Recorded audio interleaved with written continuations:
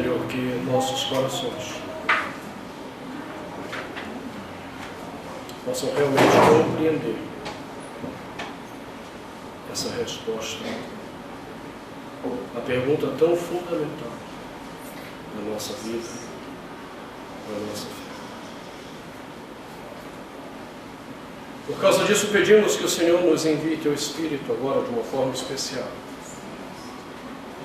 para que possamos compreender a palavra lida, a palavra que foi revelada pelo Teu Espírito, para o nosso crescimento, para a nossa santificação. Em nome de Jesus. Amém.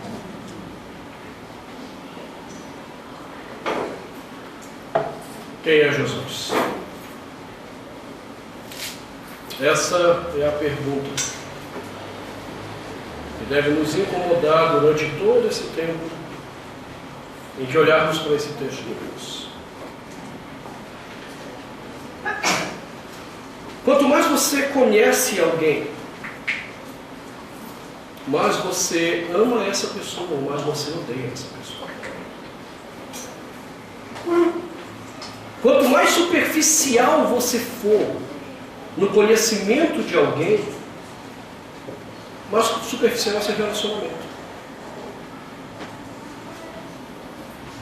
Por isso não tem como a gente não examinar essa questão que tem sido um calcanhar de Aquiles na vida do cristianismo moderno. As pessoas não sabem mais quem é Jesus.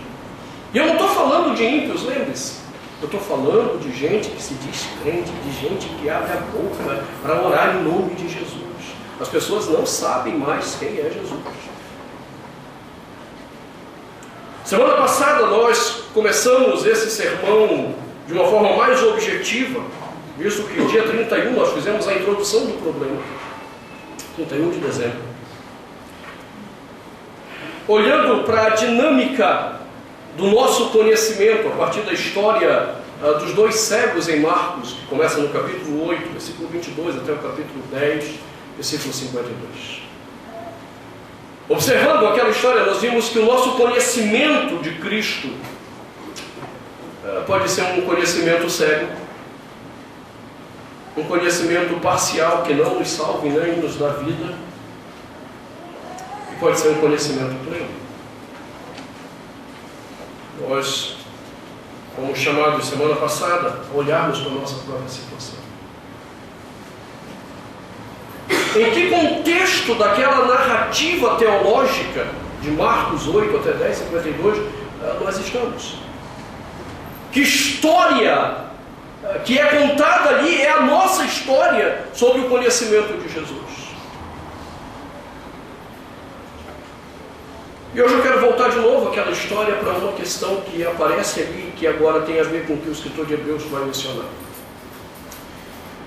Depois da cura do primeiro cego, Jesus olha para os discípulos e faz uma pergunta bem interessante. Ele diz aos seus discípulos: quem dizem os homens que eu sou? O que as pessoas estão dizendo a meu respeito?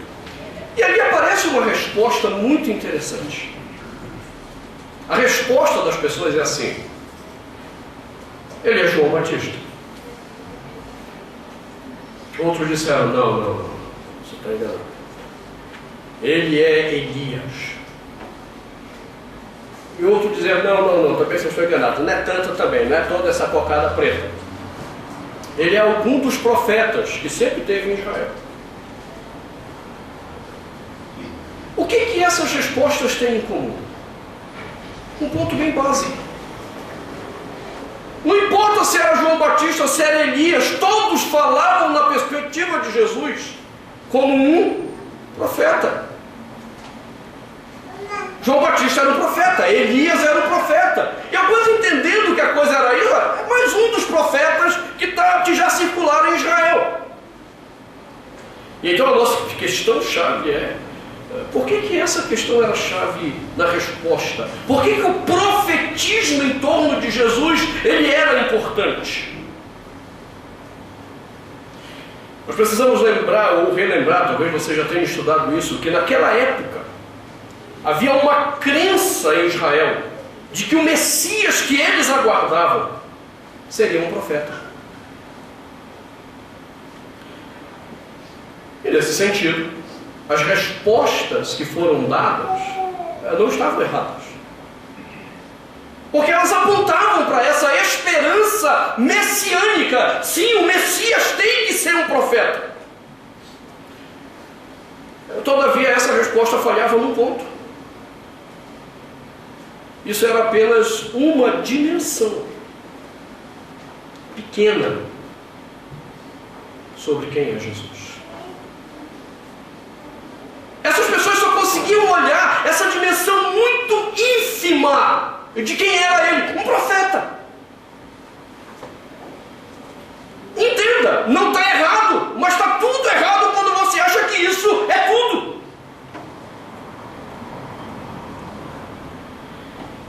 Eles não conseguiam compreender o mistério completo sobre a pessoa de Jesus.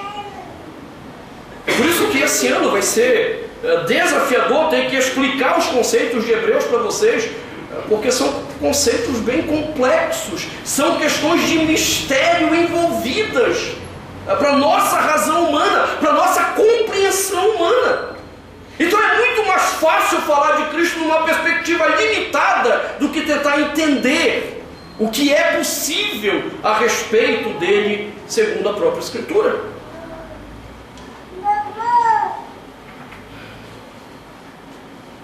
O profetismo era algo que estava ancorado em Israel.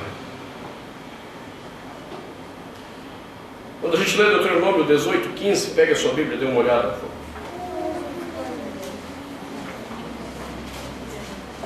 O Senhor Deus havia prometido por meio de Moisés. Deuteronômio 18, versículo 15.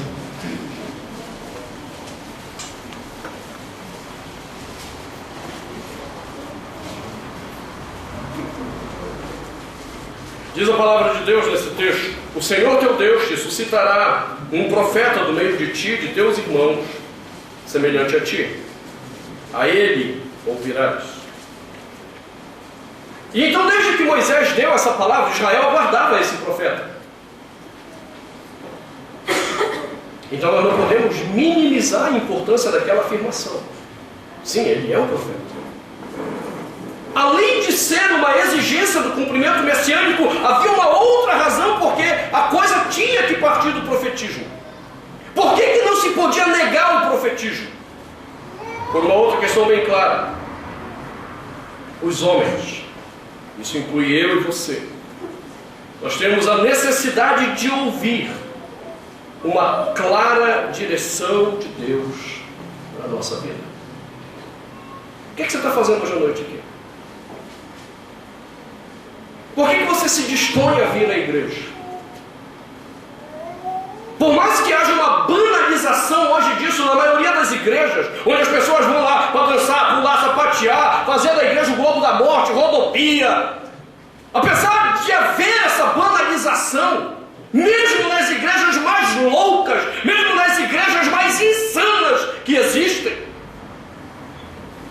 essas pessoas querem pelo menos ouvir alguma coisa da palavra de Deus. Nem que seja 5 minutos de uma pregação, nem que seja 10 minutos de uma palavra, porque as pessoas precisam de orientação.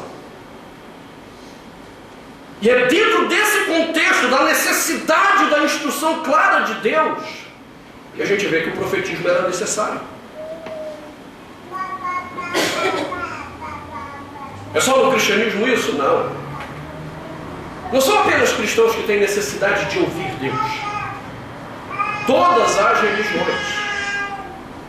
religiões têm os seus videntes, todas as religiões têm os seus adivinhos, todas as religiões têm os seus profetas, porque essa necessidade de ouvir Deus, conhecer a vontade de Deus, ter uma direção clara da vontade de Deus, está dentro de cada um de nós. Nós vivemos um mundo cada vez mais complexo, mais difícil, mais confuso. Você olha para o mundo, são muitas disparidades.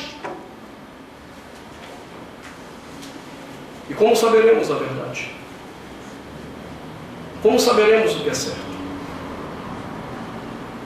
Cada dia está mais difícil a gente saber o que é certo e o que é errado. Qual é o bem, qual é o mal da história. Então nós precisamos dessa clara orientação. Isso não é hoje, isso aqui é desde que o mundo é mundo. Lembra de Adão? A palavra de Deus diz que na viração do dia, Deus vinha falar com Adão. Mesmo Adão, sendo 100% homem, eu não estou dizendo que ele tinha dúvida da sexualidade dele. Será que eu sou homem ou eu sou Eva? Não, não é isso. Eu sou Adão, eu não estava discutindo isso. Quando eu digo a você que ele mesmo na capacidade de 100% de ser homem, ou seja, na capacidade de ser e agir plenamente com todo o seu cérebro, com todas as capacidades que Deus nos criou, você sabe que nós não usamos nem 10% do que é capaz do nosso cérebro. Mesmo Adão com tudo isso, ele tinha necessidade de Deus vir na viração do dia, falar com ele e instruir a vida dele. Depois da queda, Deus não vem mais na viração do dia falar com a gente. Então nós temos necessidade da instrução, porque o mundo é cada vez mais complexo, confuso. E nós precisamos então de alguém que fale com a autoridade de Deus, alguém que chegue em nome de Deus e torne clara para nós a vontade, e torne clara a verdade de Deus para a nossa vida. Isso aqui está em todas as culturas. Está em todas as religiões. Por isso que quando eles olham para Jesus, eles dizem, olha, ele é um profeta, não é? Olha o que ele tem nos ensinado. Ele é um profeta. É dentro desse contexto de anseio, por se ouvir a voz de Deus e a clara orientação de Deus para a vida, que surge essa figura do profeta, alguém que falará em nome de Deus e com a autoridade de Deus. Observe, essa figura ela é uma figura bíblica, ainda que ela tenha reproduções falsas nas religiões. Quem assistiu aquele filme Os 300, não é só os 300, acho que é 300 só o nome, não tem o artigo. 300, toma, bando de sanguinário. Tive dificuldade de ver aquele filme. Fui convidado por um pastor para assistir. Antes, pastor, o que é que me convida para assistir?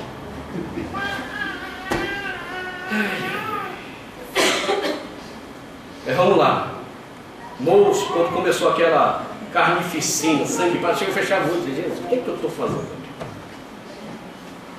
Você entende? A gente vai alimentar o nosso coração de ira, violência, com um monte de besteira assistindo esses filmes. Eu não entendo.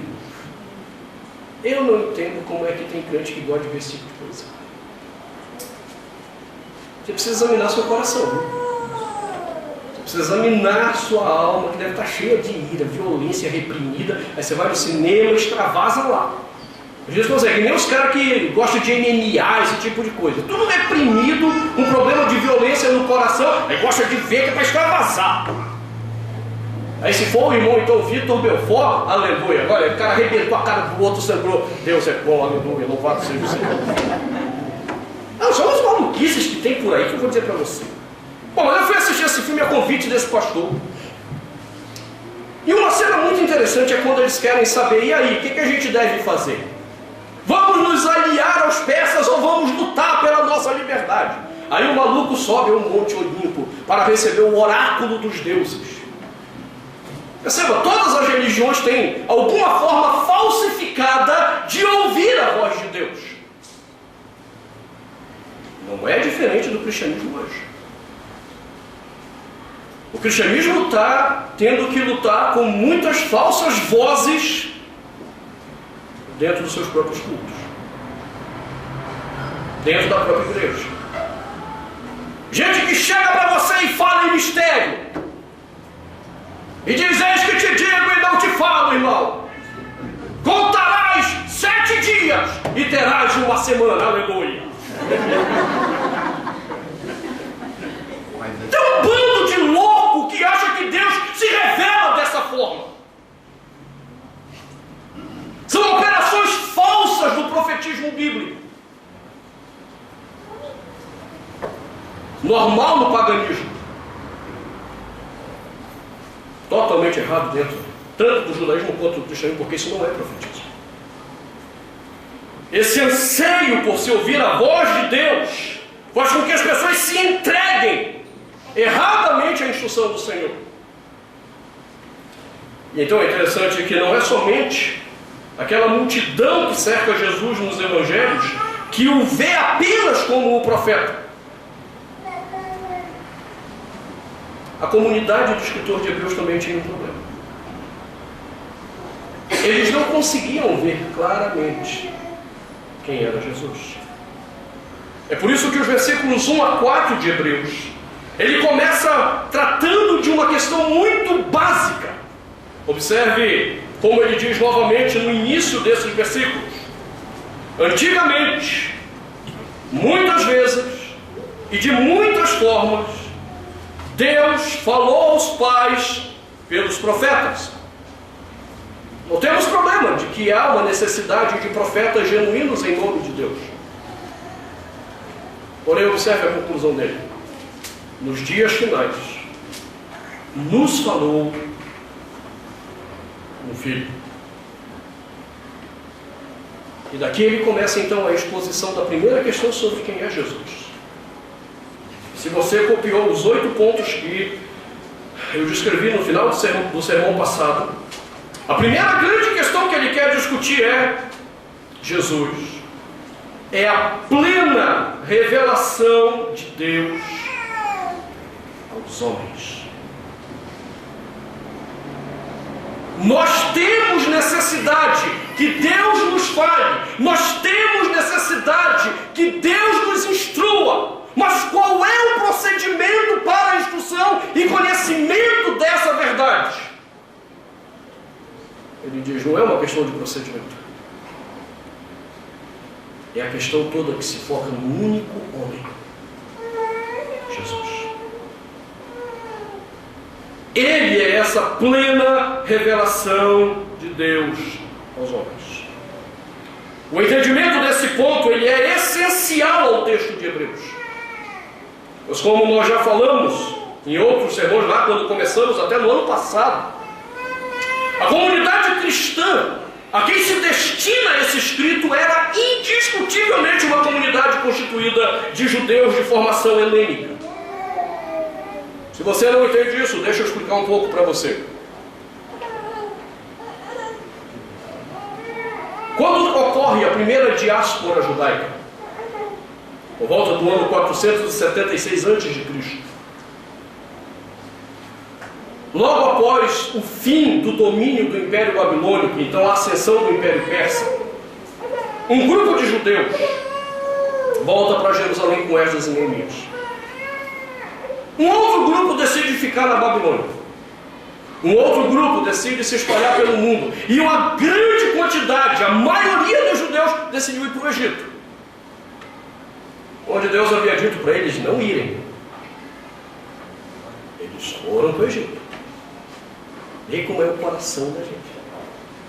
Depois de 70 anos aproximadamente de cativeiro,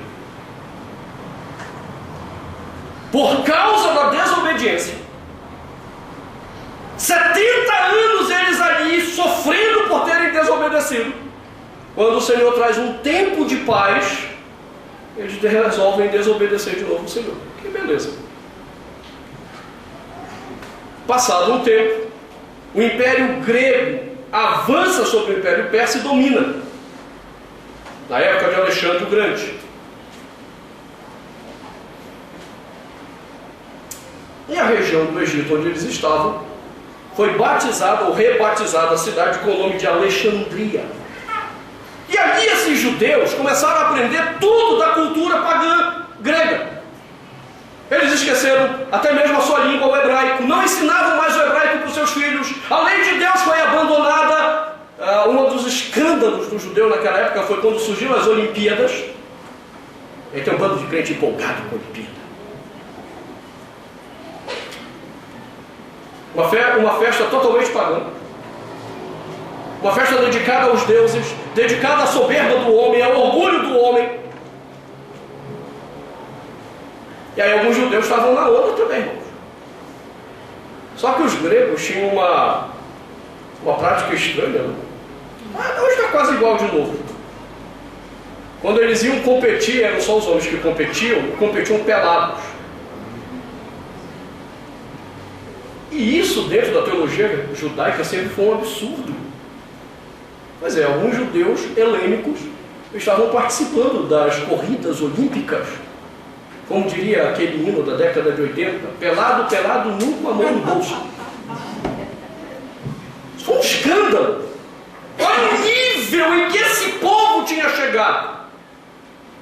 E então, com a encarnação de Jesus, muitos deles se converteram. E nós vemos isso no livro de Atos dos Apóstolos, tanto a comunidade de judeus palestinenses, que eram ligados a essa linha de Esdras e Neemias, quanto esse grupo grego, helênicos. O escritor de Hebreus está escrevendo para esse pessoal. Um pessoal sem muita fundamentação, um pessoal sem muita capacidade de enxergar de fato a questão messiânica. Mas eles haviam crido que Jesus era o Messias. O máximo que eles conseguiram é ficar como aquele primeiro cego lá. Eu estou vendo homens como árvores. Ou seja, eles não enxergavam direito. E exatamente por causa disso, quando eles se depararam com um problema central sobre Jesus, para aquela vivência deles, eles não sabiam como responder. O problema-chave era: ok, você está me dizendo que Jesus é o Messias, mas não bate com o que nós sabemos sobre os ofícios do Messias. Um dos ofícios era, ele tinha que ser profeta, beleza, o escritor de Hebreus vai começar por aí. Mas o segundo é, ele tinha que ser sacerdote. E não há nenhuma relação de Cristo com o sacerdócio do Antigo Testamento. Observe, Jesus não era sacerdote de acordo com a tradição do Antigo Testamento e a lei judaica. Porque segundo a lei judaica, duas coisas eram importantes. Primeiro, ele tinha que pertencer a uma família de sacerdotes. Jesus nem era da família de sacerdotes, nem pertencia à tribo que foi selecionada para guardar ou preservar o serviço culto ao Senhor. Segundo, havia uma série ascendente de rituais de purificação do sacerdote. Jesus não cumpriu nenhum. Então os judeus não convertidos olham para aquilo. Eu tenho certeza que Jesus é o Messias. Você percebe? É o mesmo problema de muitos cristãos quando são arguídos sobre quem é o seu Senhor. Quem é Jesus para você? Você fica, bom, veja bem, talvez. Isso me lembra de um professor que eu tinha no seminário. Ele é de uma família tradicional presbiteriana, lá dos missionários que vieram para cá. E quando ele foi fazer o mestrado, a família o mandou para os Estados Unidos. Ele é americano. E quando ele voltou na época que a minha turma estava no seminário, ele ia dar aula para a gente, ele não sabia mais falar direito português. Então ele ia fazer alguma afirmação na área de teologia bíblica, ele dizia assim, bom, veja bem, não veja, talvez não. Rapaz, era agoniante assistir a aula dele. Meu Deus, desembucha, fala. É a mesma coisa muitos crentes quando são arguídos. Você tem certeza que Jesus é Salvador? Você quer que eu creia nisso? Aí a pessoa começa a te questionar alguma coisa sobre o ofício de Salvador de Cristo. Então me explica por que ele é o único Salvador. Aí você fica, bom, veja bem. Talvez não. Bom, cara, é fé, acabou. Você não consegue explicar. Esse é o problema dos irmãos em Hebreus. Eles estão dizendo que Jesus é o Messias. Aí os judeus não converteram. É? E como é que explica a questão do sacerdócio que não fecha? Você achou que acabou o problema? Não. Se você olhar o que os evangelhos falam sobre Jesus, o ministério dele não tinha característica sacerdotal. O ministério de Jesus tinha todas as características de um profeta. Você entendeu por que a multidão lá dos evangelhos? E aí, quem que eles estão dizendo que eu sou? No final das contas, o Senhor é o profeta. Uns acham que o Senhor é o João Batista, ou seja, recebeu a autoridade do João Batista. Eu já expliquei isso, que não é reencarnação. Né? Você acredita que tem crente aqui não sabe responder um espírita quando chega nesse ponto? Não, claro que tem reencarnação. Olha lá, a Bíblia diz que Jesus era Elias. Então, como é que Jesus era Elias se tinha morrido? Reencarnação, ele era a reencarnação de Elias. Aí o culto. Vou orar, viu? Deixa eu pensar e orar sobre isso. Não sabe responder. Só para você pensar um pouco. Para que haja reencarnação, a pessoa tem que morrer.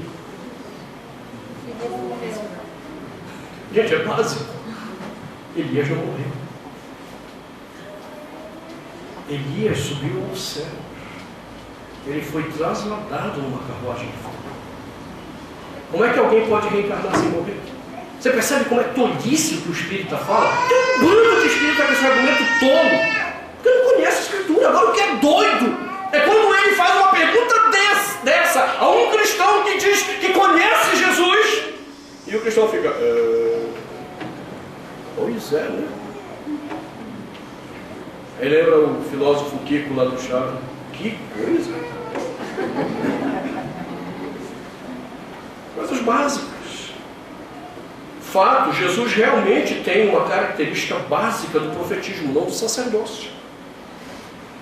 Um outro problema é que Jesus se colocou claramente na linha da tradição profética. Não eram os outros que disseram, ele, Jesus, se colocou na tradição profética. Quando você olha as ações de Jesus nos evangelhos, Jesus tem uma total aversão à concepção ritual que os sacerdotes estavam praticando. Ele dava pouca importância para a preocupação da pureza ritual. Ele recusava-se a valorizar o dia de sábado mais do que o homem, ou o sétimo dia mais do que o próprio homem, ou a necessidade de misericórdia sobre esse homem. Ele rejeitou o antigo modo de santificação que os sacerdotes inventaram à base de punições. E nos propôs uma separação do nosso semelhante por meio do acolhimento. Ou seja, ele não se encaixa, de fato. E aí? Então ele não era o Messias. Então o escritor de Hebreus, vendo esse problema hermenêutico dos irmãos ali, ele começa o livro dele estabelecendo a questão: onde está a verdade? Como nós sabemos a verdade? E o ponto-chave para ele é: Jesus é a plena revelação de Deus. Se nós compreendermos este ponto sobre a busca da verdade e a plenitude da verdade, a introdução desse livro, capítulo 1, versículos 1 a 4, essa introdução se tornará para nós elucidativa. Porque nós teremos a resposta para duas perguntas básicas que o escritor de Hebreus vai fazer. Onde repousa a verdade sobre o sacerdócio messiânico de Jesus? Segundo, qual é a fonte de autoridade para a descrição e afirmação do sacerdócio de Jesus?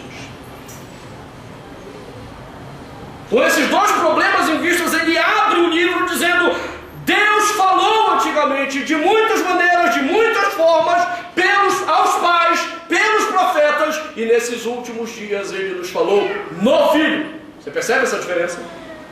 Ele não nos falou por meio do Filho. Ele nos falou na pessoa de.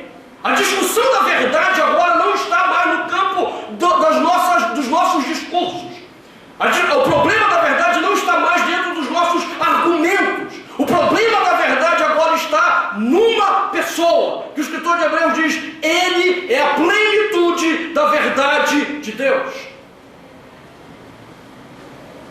Por que a igreja não está entendendo mais o que é verdade? Por que a igreja está tão confusa? Por que a gente está vendo cada vez mais práticas loucas e heterodoxas dentro da igreja? Porque nós não estamos olhando de fato para a pessoa de Jesus.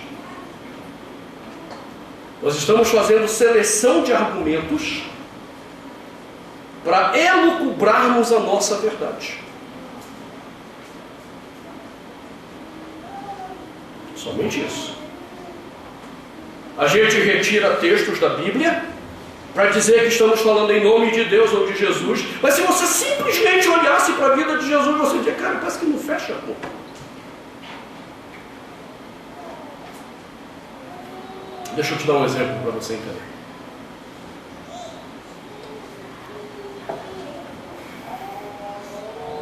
Há uns anos atrás eu vi isso, então ninguém me contou, ok? Eu tinha ainda aquele hábito masoquista que eu acho que o meu irmão Alex, o pastor Alex, não se libertou ainda, que é de ficar passando o canal de televisão para ver algumas pregações desses malucos e ficar com raiva. O Alex, que ainda tem esse negócio de ficar lá e ficou ouvindo ainda, eu não tenho mais paciência. Cansei. Mas um dia eu cheguei da faculdade evangélica onde eu lecionava, à noite, estava cansado, fui lá. É zapiar que fala. Fui lá zapiar. Aí estava lá falando Robson Rodovalho. E aí o título do sermão me chamou a atenção, né? Eram os princípios para você se tornar uma pessoa próspera. Tomate. Eu nem carro tinha, quem sabe eu já aprendo os princípios aqui e consigo comprar até um carro, né? Vamos lá ouvir. Aí ele está dizendo o seguinte, que Jesus, na verdade, não era pobre, ele era rico. Argumento? Quando ele entrou em Jerusalém, na Semana da Paixão, ele entrou montado no jumentinho. O jumentinho era BMW naquela época. Eu disse, olha, eu achei que os reis montavam em cavalos puro sangue naquela época. Agora fui elucidado, são jumentinhos. Caramba, aqueles reis todos eram burros e idiotas, montavam em cavalo puro sangue, de raça. Podia ter montado a BMW, pô. O cara foi andar de Fusquinha, né, rapaz? Mas vamos ter a história do Fusca dele lá. O cara foi andar de Fusquinha, cavalo puro sangue, nós vamos montar um jumentinho, que esse que é o... Eu fiquei pensando, rapaz, só tem ainda um outro problema, né? É você querer ostentar, nós estamos na época da ostentação, com algo que nem é seu, o jumento ainda era emprestado. Caramba, você que é um homem rico. Ele ostenta com o que não é dele. Aí você pergunta, cara, como é que esse cara consegue chegar a essas loucuras que ele falou naquele sermão? Simples, ele não conhece Jesus. Ele realmente não sabe quem é Jesus. Porque se ele soubesse quem é Jesus, ele veria que uma coisa que não havia em Jesus era a ostentação. O que ele tinha era para o outro. Era para repartir com o outro. Tem lá uma multidão passando fome. Ih, irmão, passaram o dia aqui ouvindo, Senhor, só tem 5 pães e 2 peixinhos. Vamos repartir. Aí, Senhor, vamos repartir. E aí o milagre acontece de partilha. Então eu não entendo esses caras que estão abrindo a boca para falar em nome de Jesus, com certeza eles não estão vendo o Jesus da Bíblia. Porque basta um simples olhar para você perceber em Jesus a verdade. Você não precisa de mestrado, doutorado em teologia para ver o óbvio. Você só precisa ver. Você só precisa enxergar para ver o óbvio. O pessoal de Hebreus não estava vendo o óbvio. O escritor tem que escrever. Nós não estamos vendo o óbvio. Porque se eu enxergasse o óbvio, eu começaria a verdade de todas as coisas olhando para Jesus. É nele, na pessoa dele, que a verdade se revela. Eu não sei se você está entendendo. Isso tem que ficar muito claro para você. Eu não conheço a verdade pelo que Jesus diz. Eu conheço a verdade por quem Ele é. Somente quando eu consigo contemplar quem Ele é, faz sentido o que Ele disse. Fora do conhecimento de quem é Jesus, você pode pegar qualquer palavra dele, distorcer e mandar um monte de gente para o inferno pelo ensino errado. Mas quando você sabe quem Ele é, não tem como você distorcer as palavras dele. Porque é a figura dele que reflete a verdade que podemos auferir sobre ele. Então isso é importante que você entenda. O escritor de Hebreus começa por esse caminho do diálogo, dizendo: ele, Jesus, é a plena revelação de Deus. E então ele vai ampliar isso aqui nas expressões que ele falou outrora, de muitas maneiras, aos pais, pelos profetas, para nos lembrar que tudo o que eu posso saber sobre Deus, tudo, absolutamente tudo que eu posso saber sobre a vontade de Deus, eu só tenho como encontrar isso na pessoa de Jesus. Você não conhecerá Deus e nem a vontade de Deus fora da pessoa de Jesus. É interessante observar como o escritor de Hebreus vai conduzir essa argumentação dentro do texto, para chegar a esse ponto. Ao contrário de inúmeras religiões e mesmo de movimentos messiânicos que existiam dentro do judaísmo primitivo e neotestamentário, o escritor sagrado não parte para a conclusão da plenitude da revelação em Cristo Jesus a partir de alguma defesa mística ou personalista, como é próprio de todas as outras religiões. Como é que as religiões sabem o que é verdade? Por meio da argumentação mística ou por meio da argumentação personalista? Um exemplo, para você entender. Dentro do misticismo, da verdade mística, você tem o islamismo. Por que o muçulmano ele vai, se mata, coloca bomba, faz aquela maluquice toda? Porque foi dito para ele o seguinte: ó, um dia Maomé estava lá no deserto, buscando o entendimento da verdade. E aí apareceu um anjo para ele.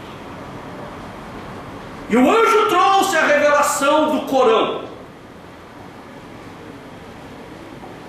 O termo certo é Corão. Al Corão é o Corão. Al é o artigo em árabe. Então não se diz Al Corão, é o Corão. Então o anjo veio e falou com Maomé: é o seguinte, anota aí, vamos lá, anota o Corão. E a partir dessa experiência mística, as pessoas começam a ser convencidas. É só um pequeno detalhe: os primeiros convertidos não foram assim bem convertidos. Lembre-se que quando ele vai para Meca, que ele começa a pregar, o pessoal não dá ouvido para ele. Aí ele é expulso, botam ele para correr de lá. Aí ele foge. Eu não lembro agora o nome da cidade para onde ele foi. E ali ele consegue convencer alguns caras que tinham grana, constituir um exército. Ele volta para Meca e é o seguinte: eu vou pregar de novo. Se você não crê, eu mato. É fato, leia a história do início do islamismo, é isso aí. E aí o pessoal não creu. O exército que ele tinha constituído, financiado pela mulher dele, que era podre de rica. Ainda entende isso aqui, ó. Que era o senhor desse Maomé? Vivia à custa da mulher. Aí conseguiu enganar uns trouxas lá dos comerciantes, juntou ao exército, foi lá para Meca, matou quem não concordava com ele. Pronto. Você percebeu que é assim que funciona a conversão do islamismo na maioria dos casos? Aí, você vai crer ou não no profeta? Você lembra aquele barbeiro, né, que conheceu Jesus e gostava de evangelizar as pessoas? E aí no início da evangelização ele não sabia como evangelizar, ele ficava assim: como é que eu vou fazer? Não, agora já sei. Aí sentou lá, a pessoa queria fazer a barba, ele começou a falar de Jesus e tal, faz a barba. E aí na hora de fazer o apelo, ele parou a navalha aqui. E aí, você vai aceitar Jesus ou não? O islamismo funciona assim, para a gente é uma piada essa história do cristão. Mas no islamismo é assim. É a partir de uma visão mística. Você já reparou como é que surgiu o mormonismo? Uma visão mística. Estava lá o Joseph Smith, não tinha o que fazer. Aí um anjo veio, falou com ele, entregou lá o livro dos Mormons, né, a revelação de Moroni. Místico. Você já reparou como é o espiritismo? A Umbanda. O cara está lá, de repente baixa o espírito. Ai. É mística. A verdade alcançada pelo pessoal, por essas turmas, por essas religiões, são verdades místicas. Mas tem religiões que surgem do personalismo. O budismo. O budismo não tem mística. O Buda não teve um nirvana, ele foi elevado ao terceiro céu e ele voltou e aconteceu então o budismo. Não, é a personalidade forte de Buda, a figura de um homem piedoso, de meditação, de dedicação. Então não tem misticismo no budismo, tem personalismo do seu fundador. Seisho Noye, estuda a história da Seisho Noye, Masaharu Taniguchi. Também não tem coisa mística. É um cara doente que descobriu então o poder da palavra, foi curado e agora a personalidade dele constitui a Seisho Noye. Você percebeu como é que a verdade acontece nas religiões? Por meio de questões místicas, por meio de personalismo.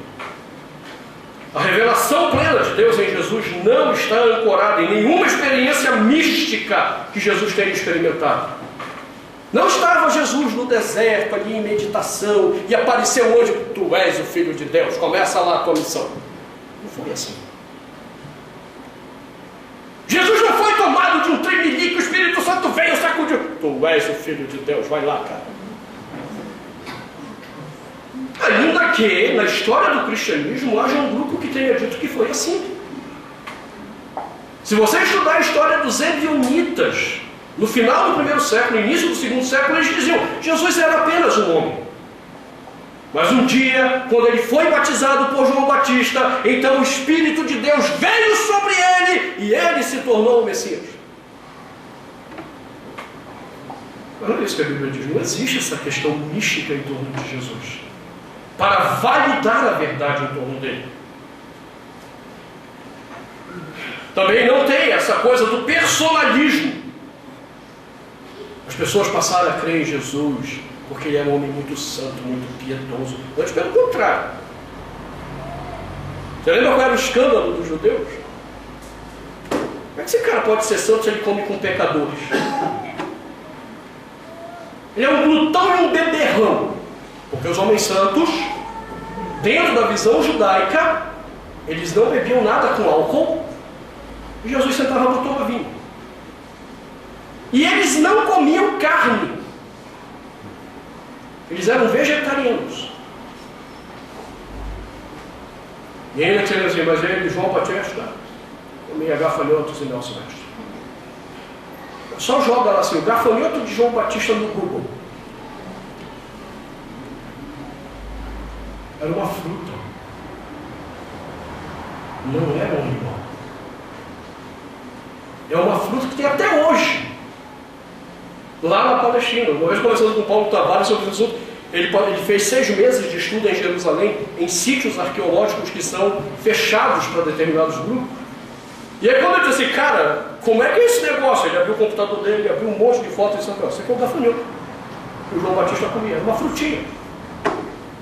E Jesus? É Jesus. Sentava com um bando de pecador e comia carne.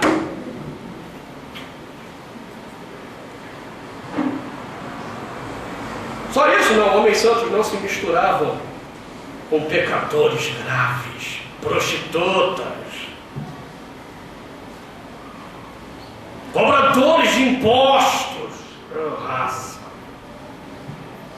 E eles se misturavam. Perceba, a verdade em Jesus não está ligada ao personalismo dele. Além de tudo, vamos ser francos, ele era chato. Quando juntava uma multidão em torno de Jesus, o que é que ele fazia? ele se afastava da multidão, ele não gostava disso. Ele não gostava daquele aglomerado de pessoas em torno dele. Você pode olhar os evangelhos, juntou a multidão, ele se afasta. Você entendeu o que eu quis dizer com chato? Nesse sentido, porque qualquer outro cara personalista estaria dizendo, rapaz, você viu o meu ministério? É uma multidão, só chegando aí. E na hora que ele terminasse de falar alguma coisa, como diz Mateus, e a multidão estava admirada pela sua autoridade, ele ainda faria assim, ó, pode bater palma, vai lá. Obrigado. Obrigado. Você está entendendo que quando você conhece Jesus, não faz sentido essa palhaçada? Vamos bater uma palma para Jesus! Se você conhecesse Jesus da Bíblia, você sabe que ele seria contra esse negócio de bater palma. Porque todas as vezes que ele tem a oportunidade de ser elevado na sua pessoa, ele se afasta. Não faz sentido essa maluquice das igrejas. Agora, faz sentido quando você pensa que o cara que está lá na frente está doido para receber uma salva de palmas. E aí, como é feio, ele pediu, você não vai bater palma para mim? Eu acabei de me apresentar e foi tão bacana. Então bate uma salva de palmas para Jesus aí, irmão. Aí quando o cara começa pela igreja, começa a bater palma, já deve você olhar o cara assim, ó. Não, Jesus não, a verdade dele não está baseada no personalismo dele. É isso que o escritor de Hebreus está tentando frisar com a frase que agora, nos últimos dias, nós sabemos a verdade de Deus no Filho. É na vida dele. Não é em nenhuma experiência mística dele, não é em nenhum personalismo dele, é nele, na pessoa dele.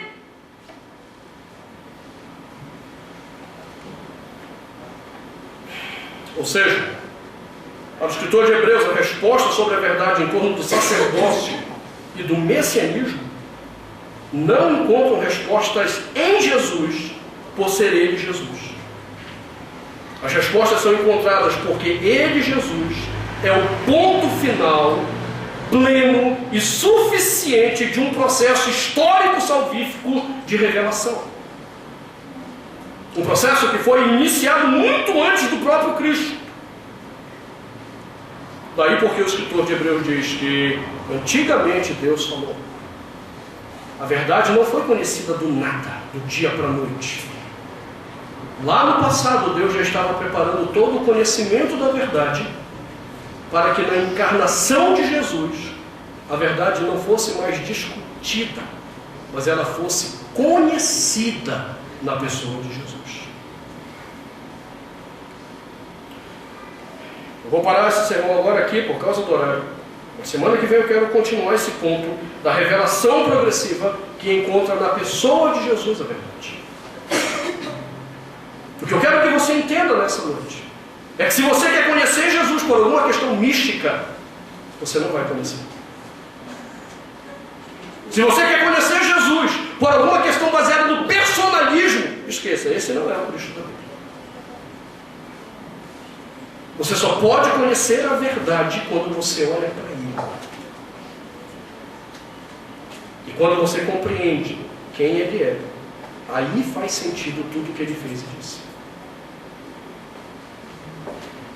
Então eu quero que você pare agora e examine seu coração. Você de fato tem conhecido Jesus nessa perspectiva? Ou você acha que conhece Jesus porque alguma coisa aconteceu na tua vida? Olha, pastor, eu estava doente, eu fui curado, agora eu sei quem é Jesus. Não, você continua não sabendo. Olha, pastor, meu casamento estava destruído, Jesus veio, restaurou meu casamento, agora eu sei quem é Jesus. Não, você continua não sabendo quem é Ele.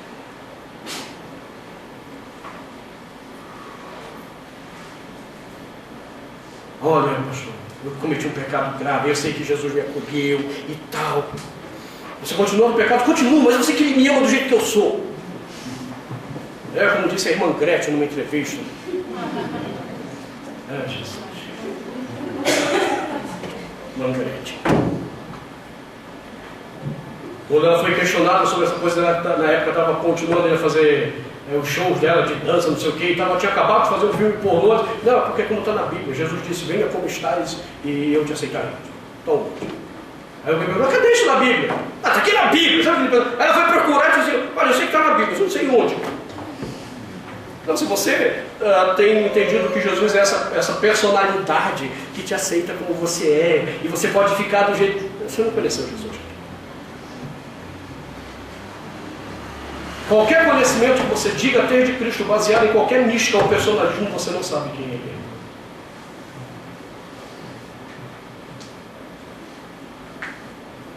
Se essa é a sua experiência com Jesus, está na hora de você rever a sua conversão. Você pode estar se enganando com um falso Cristo, que foi produzido pelo discurso de outros ou o discurso do seu coração pecador. Semana que vem eu quero olhar essa revelação que ele diz que começou, Deus falou antigamente aos pais, pelos profetas. Então eu quero entender com você como é que Deus foi revelando tudo para chegar na figura de Jesus. E quando os homens olhavam para Jesus, sabiam, é Ele. Quero convidar você a fechar seus olhos.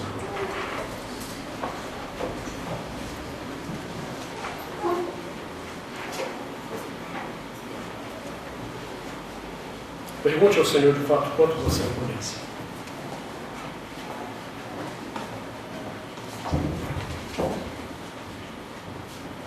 Talvez você tenha que ser sincero e perguntar, Senhor, será que de fato te conheço?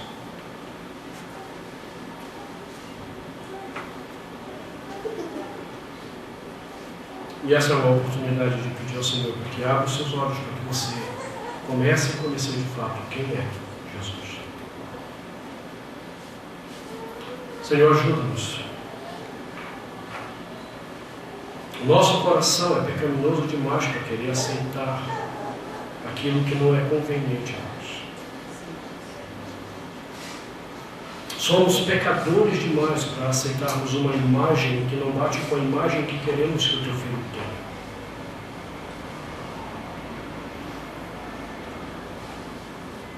Por outro lado, Senhor, é provável que muitos nessa noite almejem de fato um conhecimento genuíno, claro, pleno,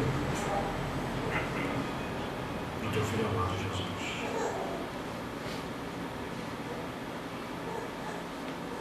Me ajuda a conhecer o que eu não sei. Me ajuda a conhecer o teu Filho como eu ainda não conheço.